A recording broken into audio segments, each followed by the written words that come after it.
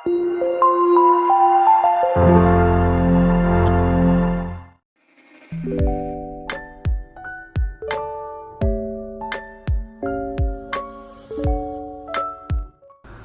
berjumpa kembali para mahasiswa. Berikut ini adalah kelanjutan terkait data understanding, eksplorasi, dan visualisasi. Nama saya Imadi Wiryana, saya dosen Universitas Gunadarma. Mengapa data analisis itu dimulai dengan exploratory data analysis? Sebelum kita memulai tentang exploratory data analysis, saya akan memulai dengan suatu penjelasan terkait library Python yang sering digunakan saat kita melakukan exploratory data analysis. Library tersebut disebut dengan dinamakan pandas, ya. Kita bisa ingat nama binatang panda, tinggal ditambahkan s, ya. Kita lakukan mengimport pandas dan mengimport numpy. Kemudian kita bisa membaca data dengan menggunakan data dengan pd.read.csv.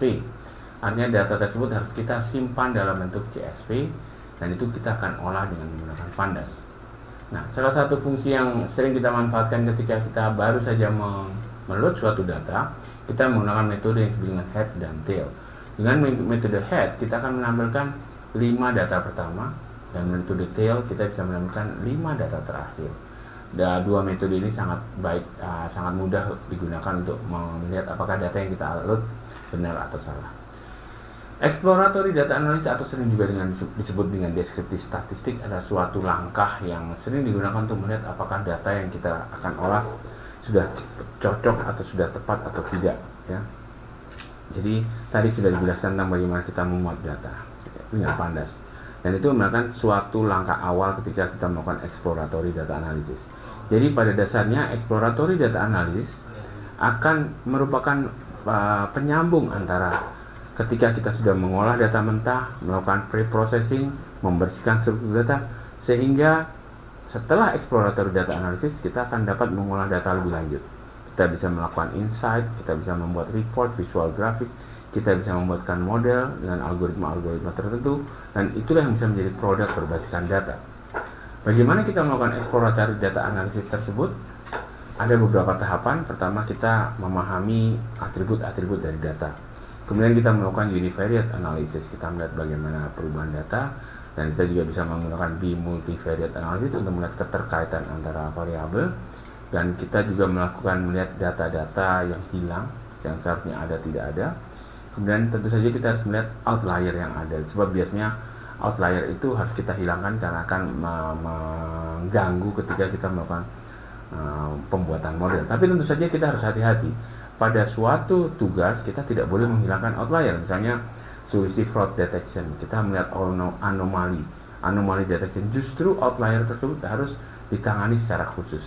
Nah, jadi di situ pentingnya business understanding sebelum kita ke tahapan data understanding. Jadi ini adalah beberapa perintah pada pandas yang dapat kita gunakan untuk melakukan exploratory data analysis. Jadi misalnya kita bisa melihat dari data yang sudah kita koleksi pada CSV kita, jenis data apa, ya. Dengan df.dtypes kita bisa melihat jenis-jenis data yang disimpan pada data yang kita miliki. Kemudian kita bisa melihat beberapa ukuran dari data yang kita miliki tersebut, ya, dengan menggunakan fungsi shape, ya. Kita bisa lihat fungsi statistik dasar dari setiap kolom ataupun setiap variabel yang kita miliki, ya. Kita bisa lihat pada variabel x minnya berapa, standar deviasi berapa, minimal berapa, 25%, 50% atau kuartilnya berapa. Jadi ini adalah cara kita melihat bagaimana data yang kita miliki secara cepat, ya. Pertama yang sering kita lihat adalah rata matematika atau nilai rata-rata, ya. Ini bisa kita lakukan untuk melihat apakah data kita sudah cocok atau tidak, ya. Kemudian yang sering digunakan untuk melihat karakter koleksi data itu ada standar deviasi. Standar deviasi ini adalah suatu nilai statistik yang sering digunakan untuk melihat kedekatan sebaran dari data-data dengan suatu titik tengah, titik pengharapan istilahnya. Jadi kita memiliki cara melihat standar deviasi seperti ini, ya. Kemudian pada standar deviasi min dan standar deviasi kita memiliki istilah median dan kuartil. Yang median atau nilai tengah, kuartil adalah bagian sekian persen dari data tersebut, ya. Jadi kita bisa melihat data yang kita harapkan adalah min ada di tengah-tengah, ada median, kemudian data kuartil pertama, kuartil kedua ya. Jadi kalau kita bisa gambarkan kaitannya antara kuartil standar deviasi ini adalah seperti ini. Yang namanya outlier itu adalah data-data yang distribusi datanya atau keseringan dia munculnya itu sangat jarang. Itulah yang disebut dengan outliers di ujung kiri ataupun ujung kanan. Sedangkan yang sering muncul itu adalah mean, ya. Jadi bagaimana kita menggunakan fungsi yang ada di Pandas untuk melakukan deskripsi statistik data?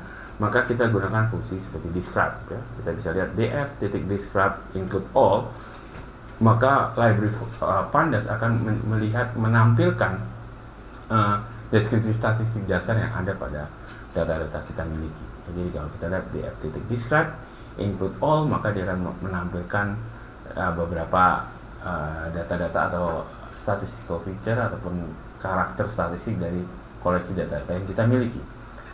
Modus ada suatu hal lagi dari koleksi data kita atau ciri dari data kita adalah berapa nilai yang paling sering muncul pada sekumpulan data. Ya, kita bisa melihat jadi berbeda kalau mean itu kita lihat bukan berapa sering dia muncul tapi dari nilai tengahnya. Dan kalau modus adalah nilai yang sering muncul. Jadi misalnya kita memiliki himpunan data 1, 2, 2, 3, 4, 4, 7, 8. Maka modusnya 2 dan 4 karena 2 dan 4 adalah nilai yang sering muncul ya. Jadi ini adalah fungsi-fungsi di Pandas yang sering kita gunakan untuk melakukan exploratory data analysis. Tentu saja fungsi-fungsi ini sudah tersedia di Pandas dan kita bisa menggunakan secara lebih mudah daripada kita membuat program sendiri untuk menghitung data-data tersebut. Berikut ini adalah contoh fungsi statistik. Misalnya kita hanya akan melakukan mean ya, kita melakukan penjumlahan dan lain sebagainya ya. Median, df.median, maka kita dapatkan median dari seluruh nilai-nilai tersebut. Standar deviasi df.std, kita akan mendapatkan berapa standar deviasi dari variabel age dan lain sebagainya ya. Kemudian yang penting adalah juga kita menentukan pencilan atau kuartil ya. Ada biasanya kita sebutkan kuartil itu tadi seperempat 25%, tengah 75% ya. Itu adalah biasanya kita untuk melihat berapa data-data yang penting dalam koleksi data-data kita. Ya, ada beberapa metode, misalnya kita bisa menggunakan metode Francis method untuk menghitung berapa kuantil yang ada di kita. Ya, kemudian kita bisa menghitung berapa jumlah atau frekuensi yang unik di dalam suatu kolom. Ya. Ini adalah perangkat-perangkat bantu atau fungsi-fungsi dasar di dalam melakukan exploratory data analysis yang sudah tersedia di library Pandas. Apakah kita bisa memperkaya? Tentu saja bisa dengan menggunakan library lain ataupun kita memprogram tambahan. Ya. Kemudian untuk melihat karakter dari suatu data itu hal yang sering digunakan juga adalah menggambarkan sebagai suatu histogram. Pada dasarnya histogram adalah menggambarkan seberapa sering suatu nilai itu keluar ya. Jadi kita bisa melihat berikut inilah kita menggambarkan histogram, kita bisa melihat bagaimana sebaran dari nilai tersebut keluar ya. Kemudian kita juga bisa menggunakan bar chart untuk menghitung berapa jumlahnya nilai. Misalnya ini adalah nilai yang pendapatannya kurang dari 50.000, angkanya seperti ini, pendapatannya lebih dari 50.000 ya. Kita bisa melihat ini yang disebut dengan data imbalance, tidak balance antara data yang di bawah 50.000 dan di atas 50.000. Boxplot adalah suatu mekanisme ataupun suatu cara melakukan visualisasi data sehingga kita bisa mendapatkan gambaran bagaimana kondisi data kita yang ada, apakah dia balance atau tidak. Tadi kita bisa melihat bagaimana antara 50.000 dengan 50.000 tidak sama ya, kita bisa melihat tidak sama perbandingannya. Jadi suatu visualisasi itu akan mempermudah kita melakukan exploratory data analysis. Jadi visualisasi itu salah satu fungsinya ada di tahapan data understanding, yaitu melakukan exploratory data analysis, bukan untuk menghasilkan suatu visualisasi yang dapat digunakan untuk mengambil keputusan. Jadi ini adalah tahap pertama menggunakan visualisasi pada data science. Terima kasih. Berikutnya kita akan lanjutkan dengan penggunaan visualisasi dalam data science ketika dia sudah menggunakan model yang ada untuk melakukan prediksi, preskripsi dan lain sebagainya. Terima kasih.